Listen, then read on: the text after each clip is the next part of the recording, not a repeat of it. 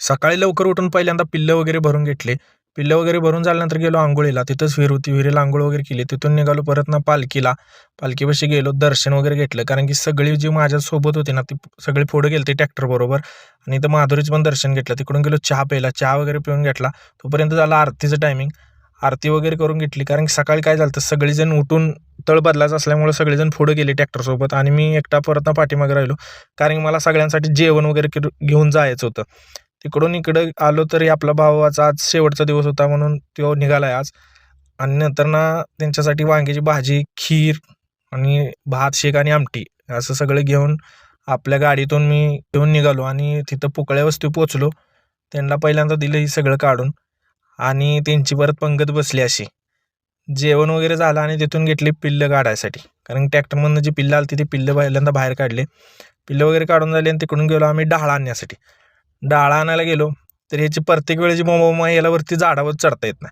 याला प्रत्येक वेळेस धक्का दिल्यानंतर ह्यो झाडावर चढणार आणि मग ह्यो डाळा पाडणार.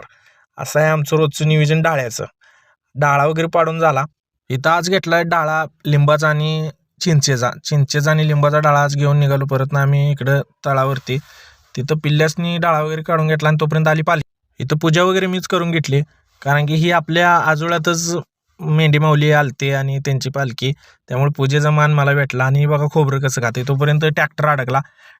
डबल ट्रॅक्टर लावून ट्रॅक्टर पहिले तर ट्रॉली बाहेर काढली. तिकडून आम्ही निघालो खरसुंडीला निघालो तो हार आणायला आणि खरसुंडीला गेलो आणि वडापाव खाल्ला नाही असं कधीच झालं नाही. इथं आपला भात चालता कोल्हापूरवरनं, ते म्हणला मामा या इकडं वडापाव खाव्या. तर वडापाव वगैरे खाऊन झालं आणि आलो किरणमाला दुकानात. किरणमालाच्या दुकानात सामान घेऊन परत गेलो गॅस टाकी वगैरे घेतलं, सामान घेतलं. तिकडून गेलो हार वगैरे घेतलं आणि तिकडून नंतर आम्ही निघालो परत पुकळे वस्तीला. त्यांना एक पेढा पण घेतला मागून खायला. पेढा वगैरे खाल्ला. ह्याला म्हणलं जपून तिकडून परत आम्ही वांग करत परत ना पुकळे वस्तीला निघालो आणि पोचलो इथं फायनली. पोचल्यानंतर ना त्यांना गॅस टाकी वगैरे दिले. इकडं हार घेऊन परत पुजारीपाशी गेलो. पुजाऱ्याला हार वगैरे दिलं आणि तिथून गेलो परत ना माझ्या पणजीसोबत जरा गप्पा मारल्या. कारण की आजीसोबत बोलायला एक वेगळीच मजा असते. पहिली जुनी आठवण वगैरे काढून त्यांनी आज ट्रॅक्टर नवीन घेतलेला. ट्रॅक्टरमध्ये पहिल्यांदा जरा बसून इंटरव्ह्यू मारून घेतले. इकडं मका 4 पोती पिकअपमध्ये होती ती काढून घेतली पहिल्यांदा. कारण पिकअप जाणार होतो बाहेर सामान वगैरे आणायला. तोपर्यंत घेतली पिल्लं धुवायला.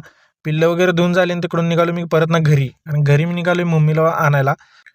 इकडून पहिल्यांदा घरी पोचलो तर जानू माझी वाट बघत होते. त्यांना कॅडबरी वगैरे घेऊन गेलो आणि कॅडबरी घेऊन गेलो म्हणून तिने मला पप्पी दिली. इकडे पोचलो तोपर्यंत आरती चालू झाली. आरती वगैरे करून घेतली आणि बोला जय बाळूमामा.